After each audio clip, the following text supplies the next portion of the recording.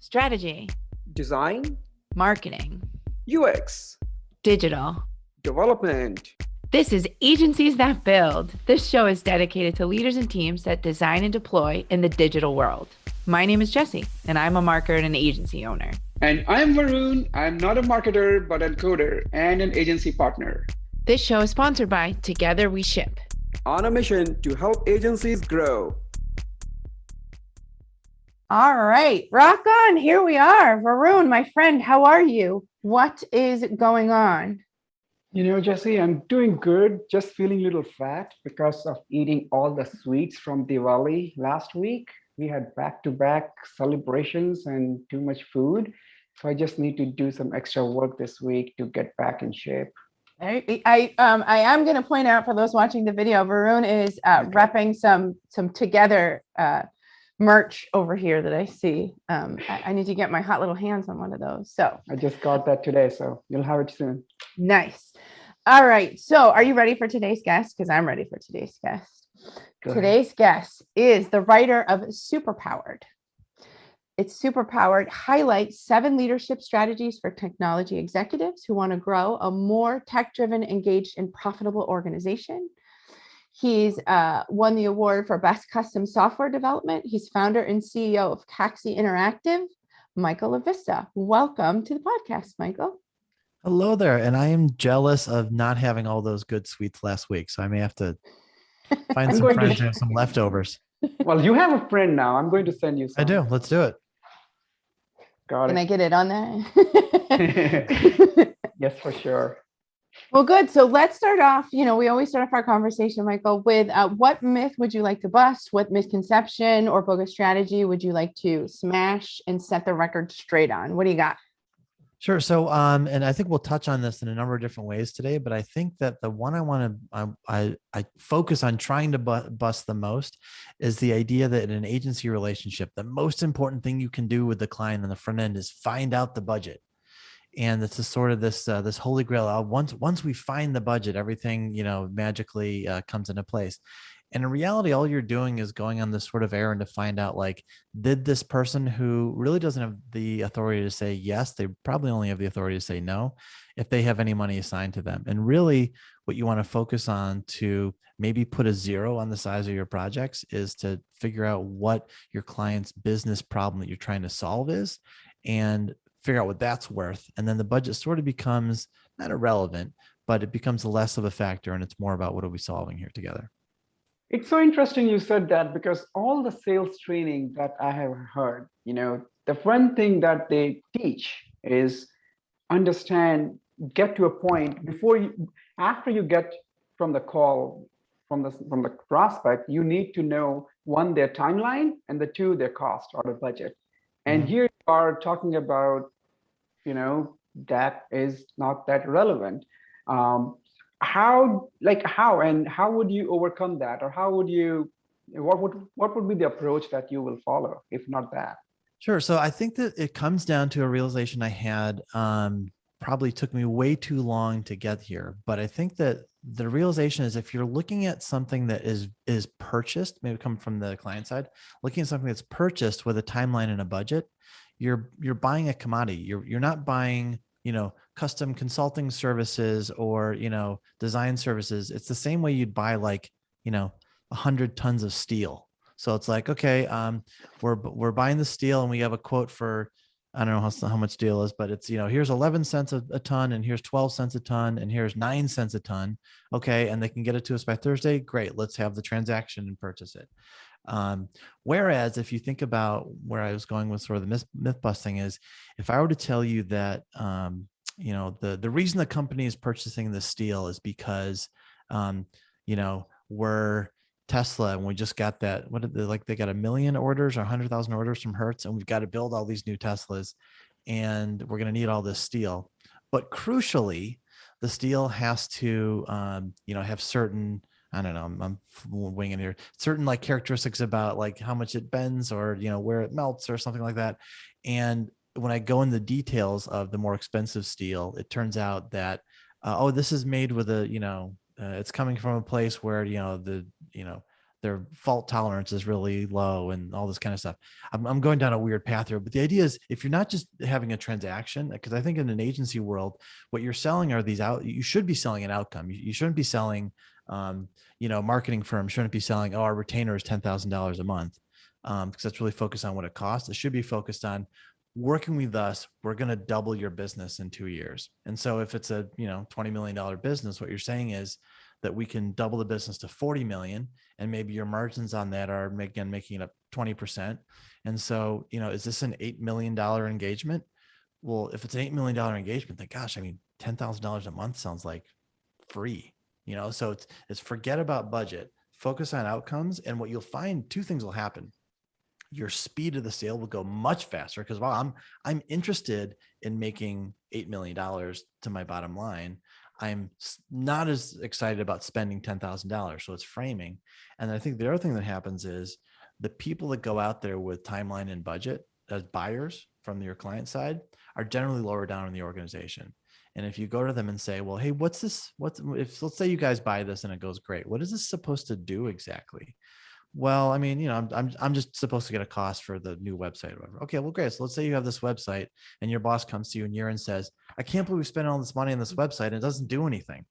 And you say to yourself, well, you never told me to do that. You just told me to go buy a website. Well, if you knew that it was supposed to double leads or reduce the cost of, customer acquisition or something, you've got an outcome. And when you ask those outcome questions, they generally do things like, we should probably include my VP or the CEO in this conversation because I don't think I know the answer to that question. And all of a sudden you're up higher level, you're talking about outcomes, and probably you find new, better, more valuable work to do. Cool.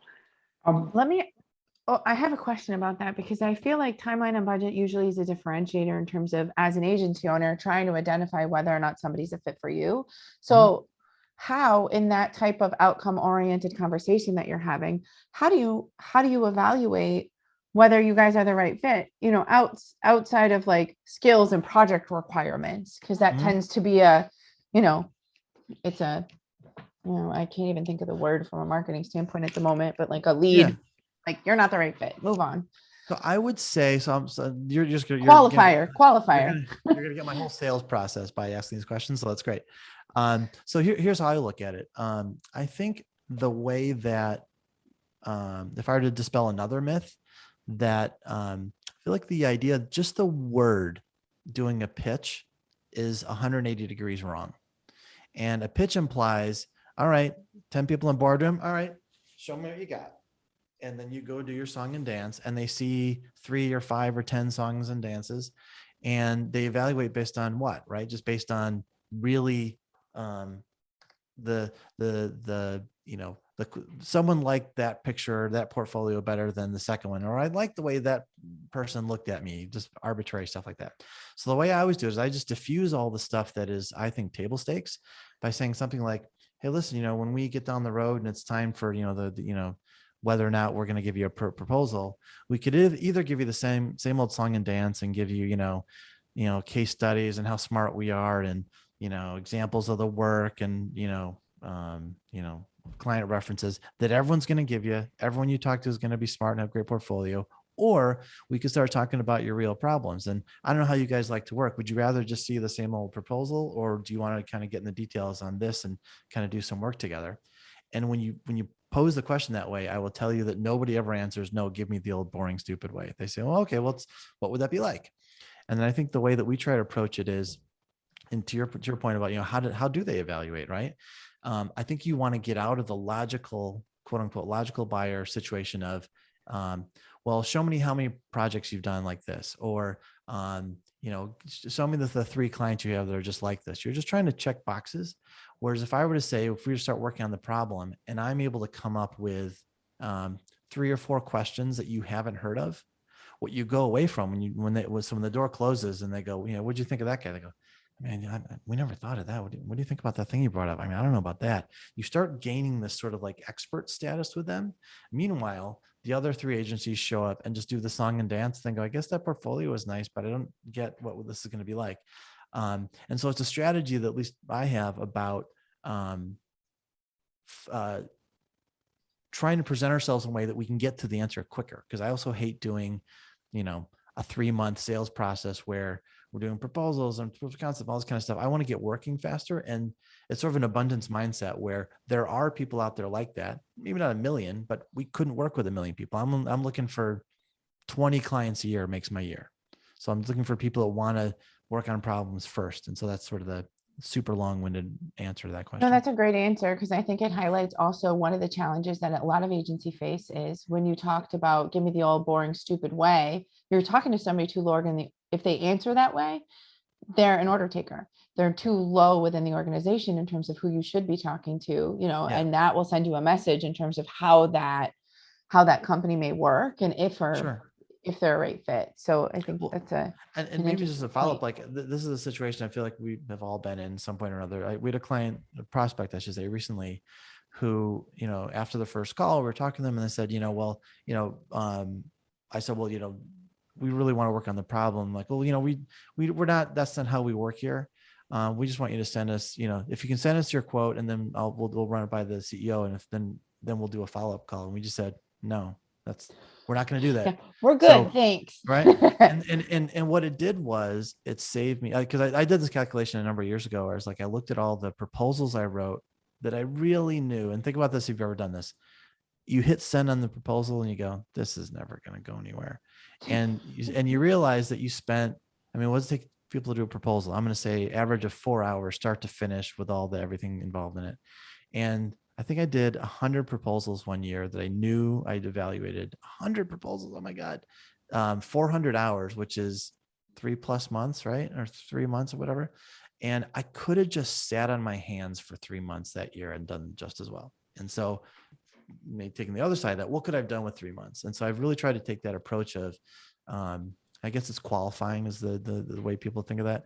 Qualifying quickly based on, do you want to work the way I want to work? Because I want to go outcome based. If you just want a number for this thing, there are a million companies probably within 100 feet of your office. If you're in any downtown in America, 100 companies will give you a number and you'll pick the lowest number.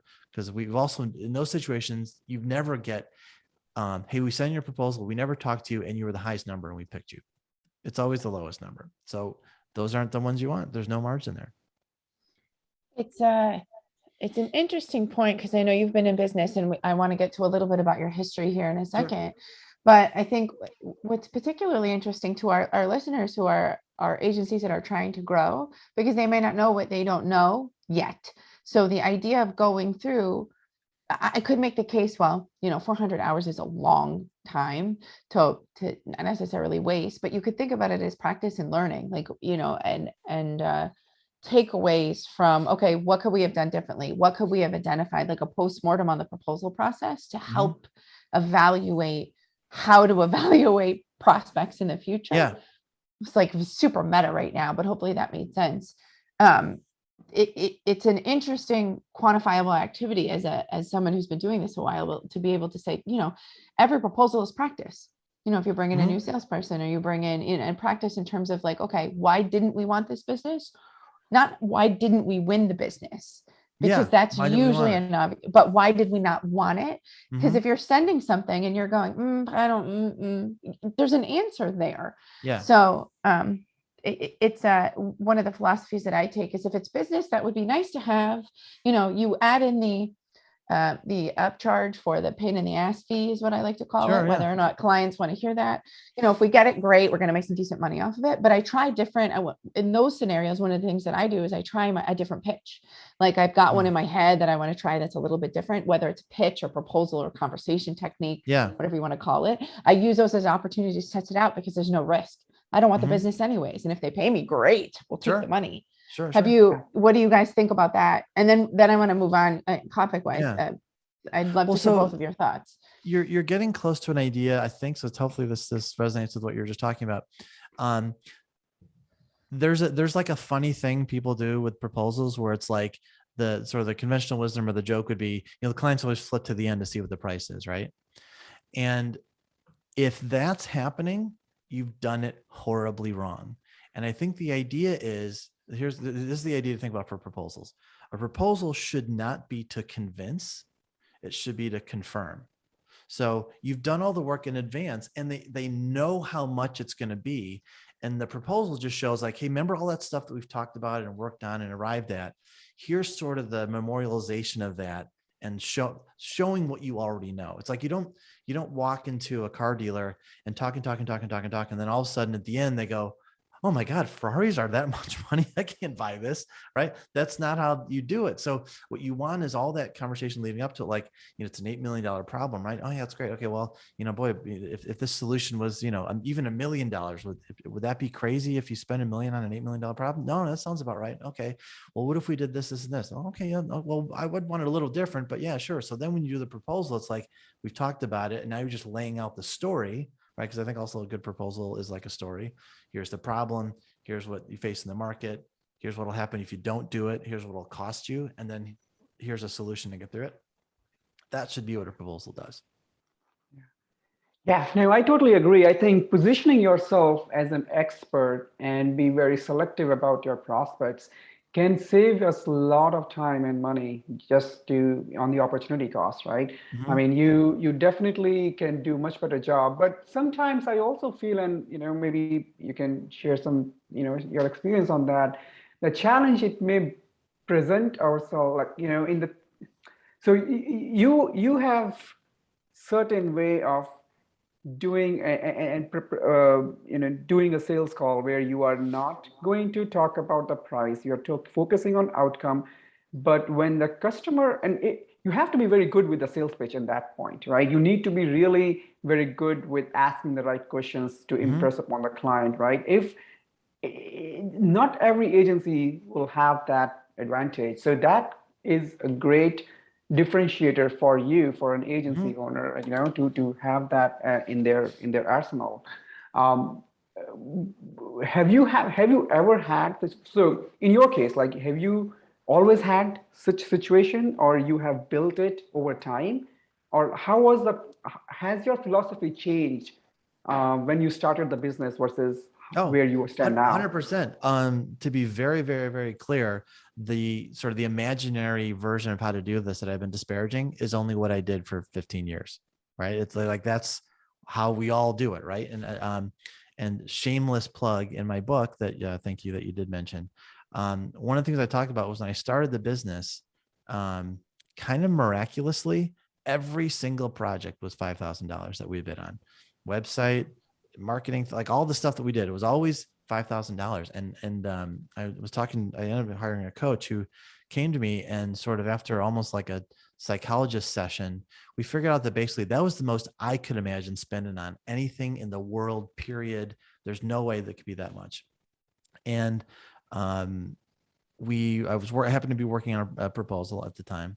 And I was like, God, this one, I mean, when I really think about it, this has got to be $19,000 or we're going to lose our shirt. But I mean, I don't think the client is more than $5,000. And my coach is like, this $5,000 number, where is this coming from?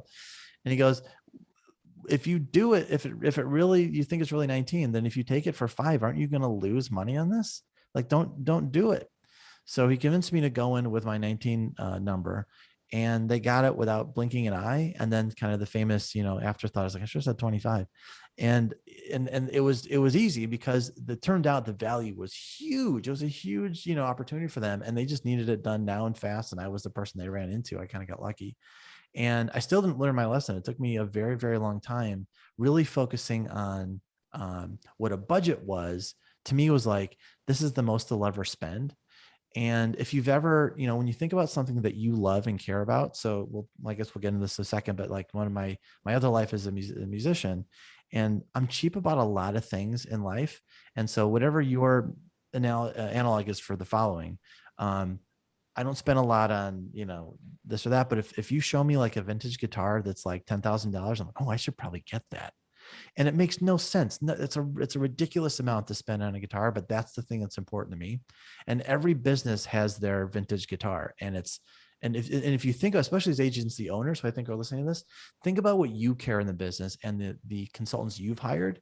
I've had a number of not disastrous, but really like far misses on marketing messaging projects where I've hired agencies to come do our marketing, and they focus too much on how smart we were and how cool we are and not what our market wanted.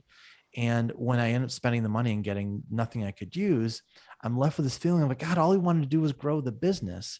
And I think all they wanted to do was please me and have me sign off and well, you said you like the thing and you sign off on the stages. I'm like, I know, I get it. I did say yes, but I can't use this. This is not going to double my business. And if instead you frame it as like, I need marketing to help double my business. And they go, well, instead of the 10 we told you, that's probably going to be 50. I'm like, will that double my business? Do you think, are you confident about that? Well, here's the plan on how we do it. Great, whatever. Check, blank check, let's go. And that's a different, and what you'll find is budgets go away, especially with people who have the power to do it. And really that's probably CEO of any company up to a pretty good size, and maybe some other roles above that. But those are the people that have the problems that they take home at night, like making payroll, doubling the company, spouses and significant others, and when are we going to make more money, kind of stuff. All those are the issues that hit home, and people that come to them with ideas about how to solve those are the ones that get blank checks. The people are just like, hey, my marketing director said we need a new website, and it's, I have $15,000. You'll find someone to check that box, but it won't do anything for the business. Yeah, solution selling versus problem solving. Yeah. Let's it's an interesting, I always make this joke, having run agencies and been involved and run marketing, but when I was client side, I make this joke. I used to sit 2 doors down from our CFO. And as a marketing leader, your job is to convince the CFO to approve all the money that you want to spend. And his question was always, what's it going to do for the business? Which is the right question he should have been asking. And so my job was to be like, well, it's going to bring in X number, deliver X number of ROI. On payment of whatever this is, not number of leads, not blah, blah, blah. So it's an interesting, correlation between the client side and the agency component of it. But I want to, because you brought up a couple of really interesting comments that I want to tap into. You have an interesting background. You've been doing this for, if I'm not mistaken, 21 years. Yes. But you've only had one job before that. You want to? Yes. Yeah. So let me ask the question. How did you get into this? Let's go there. How did I get into this? I got into this the dumbest and most backwards of all possible ways. So out of college, couldn't figure out what I wanted to do, but I'd always been a musician and had a passion for that, and tried to become a rock star. And we are talking here today because I did not. Instead ended up through a number of twists and turns joining a 80s cover band that toured the country playing colleges and bars and cities around America. Yeah, that's what I want to hear is what was your number one cover? The number one cover, I can say this is the number one cover and the one that made me quit the band. I remember exactly where I was. Jesse's Girl made everyone go crazy for year after year after year. And I remember we were playing at the University of Northern Iowa, and I was playing it. And I go, I can't play this song ever again. And that was I quit, I think, a week later. But we played all over the country doing that. What's that? Called Jesse's Guy. That's what I used to say to people. I'm like, can we just rewrite this? Like, I'm good. You don't need to sing it to me. I'm not a boy. I'm good. So that's funny. All right, I cut you off. Keep going.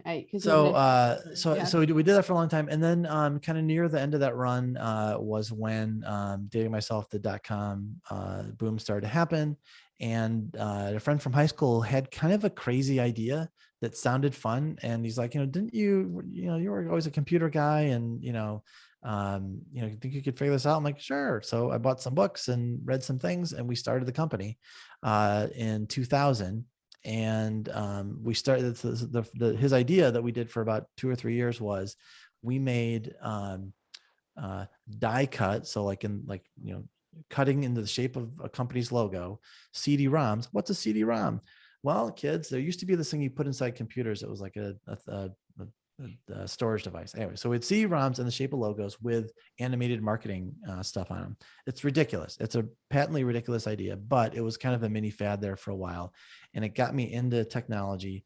And actually the thing that killed it was laptops that didn't have the tray drive anymore, because they'd put our stuff in there and they would spin around and get caught in the computer, and then we'd be in trouble. So that kind of, we pivoted into e-commerce like 2003 or 4.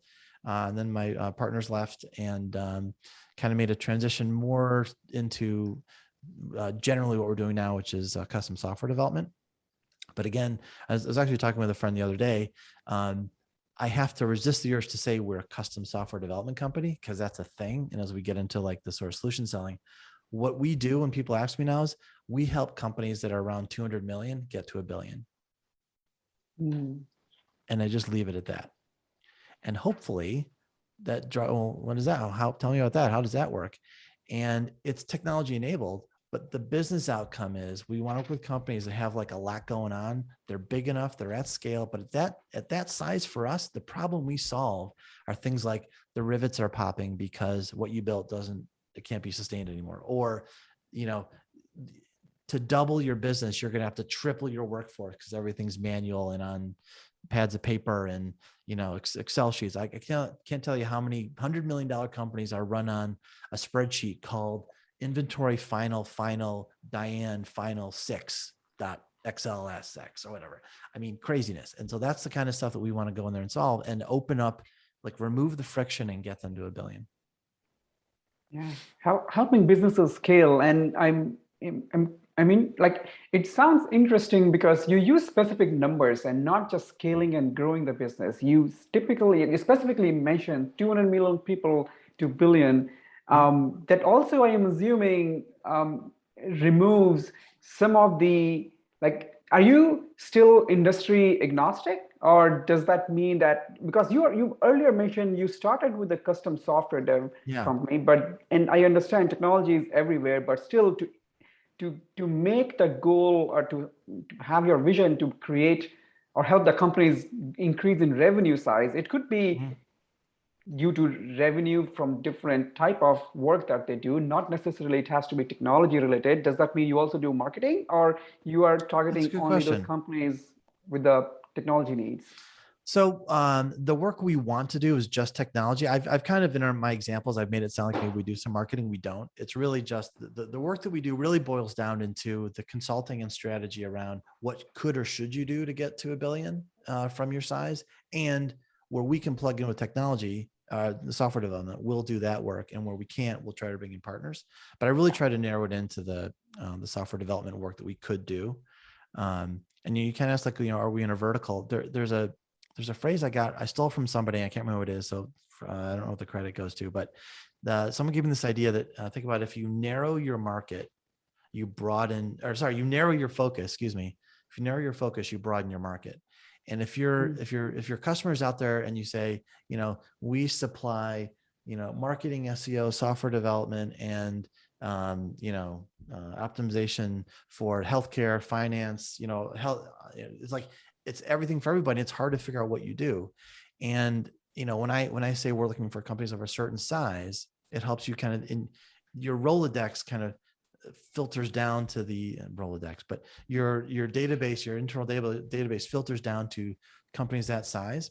And so some things I'm experimenting right now with. And so think about this for you. If I was talking to you and you asked me what I did, and I'm really thinking about how do I position myself for referral, the more qualifiers, and for our tech nerds out there, the more sort of like where clauses I add to the SQL statement, it's easier to find. So if I say $200 million companies within about 100 miles of Chicago in finance or, insure tech, right? All of a sudden you start, oh, I know someone. And the one I've been experimenting lately to combine stuff we just talked about, I'd say whose CEOs are guitar players. And the funny thing is, I've been using that and who CEOs are guitar players in the last 2 weeks. I just finally started doing that after 20 years because I'm an idiot. What I noticed is until I get there, people are like, I don't know if I am, maybe, okay. And then as soon as I say guitar player, they go, you got to meet Phil. And the more you can, obviously that one isn't for everybody, but the more you narrow it down, you can't possibly serve 1,000 clients next year unless you're, publicist or whatever. Like I said earlier, 20 will make my year. And so are there 10,000, guitar playing CEOs out there? I don't know. If there's 800, if there's 200, I'll still do great. And so it's almost like the courage to narrow your focus and pick a vertical, pick a size, pick a thing you do. Because then think about this on the flip side, when your puzzle piece matches up exactly with the thing you were talking about, we talked to 3 agencies and they're all over the place, but you guys specialize in healthcare. You've worked with startups, you've worked with nonprofit, whatever the thing is. It's like, you're perfect for us because you had the courage to say exactly what you do. It's really, really powerful. And that's something I at least have been doing for a number of years. And it's gotten more and more successful the more of those little qualifiers you put in. Well, it's a common networking technique that I saw that rose during COVID specifically is like when you have these, I just started asking people to coffee chats. You're Mhm. networking, you're chatting. Sure. It's hard to meet somebody on the street or at events or things like that. You leave the conversation and say, who's a good referral for you? If I wasn't specific, I didn't get anybody to talk to me. Never see it. Yep. So I mean, it's a common marketing practice, having been in that field my entire career. Yeah. It's one of those things where I can market anything to anybody, but if I don't know who I'm talking to, there's no point. Sure. So I want to get that on a t-shirt, maybe. And it says together at the top. But Right. but it's a very, you don't think about it during this sales process as well. I know I love this idea of the inclusion of the guitar playing CEO, because humans like to put humans in categories and buckets. And if you help them do that faster, it allows them to narrow down the list of, the 150 people Right. they're keeping track of in their head. So, or if they say, oh, 3 weeks from now, you play guitar, I have a guy. You got to Yeah. talk to this guy who it's a really interesting technique. I want to ask a little bit too, as we continue our conversation. COVID tends to be an interesting topic amongst agency owners because we all looked at our businesses and evaluated how to do things, what makes sense. So I'll ask you a general question and we'll go in from there. Is how did COVID change your business? How did you guys react? Because I know you. I'm So, baiting you a little bit. You have an interesting story here. So yeah. So I think as a general rule, we figured out what to do pretty quickly. I think we were, not to pat ourselves on the back or anything, but I think we were a little ahead of the curve because our culture is very concerned about sort of each other and well-being and all that kind of stuff. And so when this started to become an issue, and I'm making these dates up a little bit, like late February, early March or something, I was like, this is probably looking like there's going to be something that is disruptive. And let's start planning on what happens if we had to go home. And we went home maybe a week or two before most did. And being, doing what we do,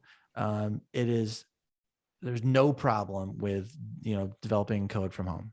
And, our clients in manufacturing, like you can't make the widgets from your home office, whatever. So you have to go in and do that stuff. We had the luxury of being remote. And the joke I kept making throughout the lockdown was we need to think ourselves as like boarding group 6 on the airplane. Like everybody else goes on before us. Like there's no reason for us to even worry or think about going in before then. And what we started to notice over time was that we had the illusion that our productivity didn't really change. And really what happened was we ended up relying more and more on the senior people to the point where a couple of senior people on our team had a couple like 150% billing months, which means like, they were working 60-hour weeks, which is not what we want and not what the culture was. And it was mostly because the junior people who in an office setting, I believe, had more of an opportunity to ask a question, maybe an hour or two sooner, or get a response an hour or two sooner. And it's one of those things where, the right kind of circumstances could result in I ask a question at, 9 on Monday and I don't get an answer until 2 on Wednesday from the senior person. And then I kind of either did nothing or nothing productive for 2 days. And so those two graphs kind of did that over the course of the year. And for so those listening, he's one hand's going one way, one hand's going. Oh, that's right. Sorry, one's going up, one's going down. Yeah.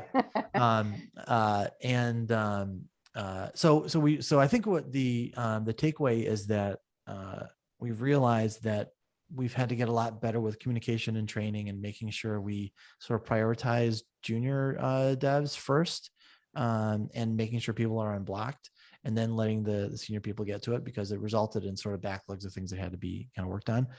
All things, being equal though, it was, I think with the exception of the couple of people who really went crazy, kind of saving people's bacon over the course of the year. I think we've corrected that now, a year and a half in. But I think, to be honest, the working from home thing was probably the one unexamined, non-progressive thing I had in my head. Like as an agency owner, we do everything, like the answer to every idea at our place is pretty much yes, if it's a benefit to the business. But the one thing we're like, I think probably people should be in the office. And this proved that maybe they don't need to be all the time, probably some of the time. Like there's some things. In fact, when we were in the office a week or two ago for like a celebration of a Caxy anniversary, which is what we call our anniversaries. And people are sort of like giddy to like see and be around people. Like that's not nothing. I think probably we'll never go back to a 5-day week, but the question is like, whatever it is has to be in service of the business and our clients. So maybe that's 2 or 3 or something yet to be determined. But I think that the short version is our clients still needed a lot of work done. We had an up year and we figured out how to do it because our business sort of lent itself to doing that. Yeah, so such a similar story that we had also, because never ever we imagined ourselves going remote, and we were when forced to go remote. This was one very good example where now, we have seen this work for 1 year. Why can it not work forever? And I have not heard from anyone, any agency owner yet, who has planned to go 5 days a week back in the office. Everybody we have spoken to, and everybody I talked, everyone has done that. And I think this is for a good cause, but also from the perspective of being flexible in terms of, and giving that flexibility to the employees and increasing your reach to find talent. Absolutely. So you also mentioned that you are not planning to go back 5 times a week, but in terms of hiring and resources, have you changed the way you are looking at hiring? Of course, you're based in Chicago, so you started with Chicago areas, but now are you expanding to other regions, other states, other countries? We are. And so I think that we started to look across the country, and we are, I think you had this at the end of your question. We're not looking outside the US. We have a number of clients where they're regulated in ways that makes that not an option for us. But I feel like obviously there are, it's a truism. There are more people in the US than there are in Chicago, right? So the idea of us finding people in other places is really appealing. I think much like our clients do, and probably people experience this when they're, in client situations. If you're in Denver and the client's in Denver, you have a better chance than if the client is in Houston and you're in Denver and they have an option to go to a local provider. All things being equal, you always pick the local person. So, in the last 6 months, as we've looked at people, people in the Chicago area get a preference because we could at least go meet them for lunch, or if we're doing a once a month thing, they can come in.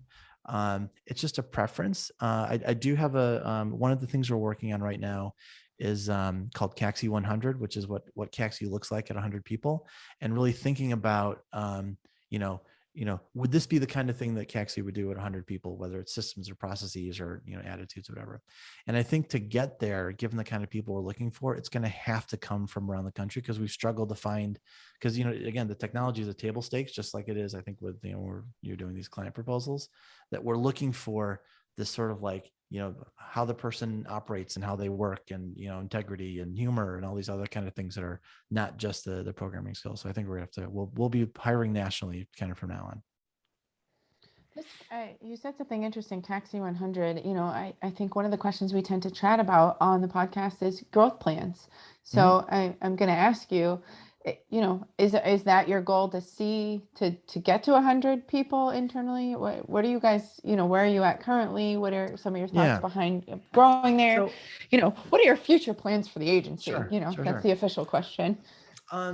So there's this idea that I really like about continual incremental improvement. You probably heard it phrased as like, getting 1% better every day. And it's really having a goal that's just like, we want to grow, or we want to get to 20 million or something, is really an outcome you don't have direct control. You only have indirect control over it. But things like, I'm going to commit to, 100 sales calls, in a certain time frame, or we're going to do a code review every day at 10, and we're going to make sure everyone spends 20 hours a week and whatever. Those are things you can control, and then you can kind of see the outcomes. And so one of the filtering ideas I got from a friend of mine who started, grew, and sold a $200 million, I think it was like a sales enablement company, from like, appointment setting down through, tools and messaging and all those other kind of things. And the thing that they said they started on day one with was, is this something that our company at 200 million would do? And so if it was like, the way we do payroll is we write down a piece of paper and we send it to Julie and she faxes it. That's not what we could do at 200 million. So that's not what we're going to do now. And, the way that we do recruiting is, we call our brother Larry, and he's no. So everything they filtered through this idea of a company at 200 million would or would not do it this way. And we're going to adapt today, day one, to committing to whatever it is has to be at that scale. So what ended up happening was they grew to, I think it was like 3 or 4, some really short time frame to $200 million and sold it, in large part because they committed to doing all the things that a company that size would do. And so for me, I always like to filter it in. So I changed the filter to people because that's more tangible for the way our company operates. And so, for example, like, okay, confession, I put our newsletter together, right? And would Caxy 100 at Caxy 100, would the CEO be responsible for designing and writing and sending out the email and actually being the person in MailChimp going send? No, that's crazy. And so, how do we shift that thinking to do this? So the way we do our marketing, would we do that at Caxy 100? The way we do training, what we just talked about, with 100 employees, 30 of whom might be junior, and recognizing that junior people don't do as well from home as they might do with mentoring in office. How are we going to do that? And so instead of right now, we're worrying about maybe the 3 or 4 new people that started in the last month or two. Oh yeah, we can handle Steve and Sally and Charlie, whatever. But at a bigger scale, what will we do? And I think it also is worth saying that, growth for growth's sake really isn't meaningful, perhaps. And so for me, the reason I picked that number is it's the number that I sort of picked as where we can have a diverse enough skill set to solve really, really big problems. So sometimes as we've grown, we've gotten to situations where a client needs us to go from 0 to 100. And now I'm kind of mixing what these numbers mean, but go from not starting to fully engaged in the project with maybe more resources than we could allocate. And therefore we miss opportunities to solve that problem because they find, Accenture, a Tata or someone to come and go, yeah, we have 1,000 developers that can start on Tuesday. And so I feel like to scale up to some of those bigger problems, we need to be at a bigger scale. And I also think it seems to, from a flywheel or momentum point of view, I think it attracts more people, both clients and prospective employees. So I feel like it's a line in the sand. And so now we're sort of reverse engineering what are all the activities we would need to do to manage to get there. And that's sort of part of 2022 planning right now. It's a creative, unique, problem solving approach to, answering the growth question. So I appreciate you running us through that. So we've covered quite a bit today. I have kind of one final question for you, Okay. unless Varun's got anything lurking over there. We like to ask our guests, what's the one thing that keeps you up at night as an agency owner?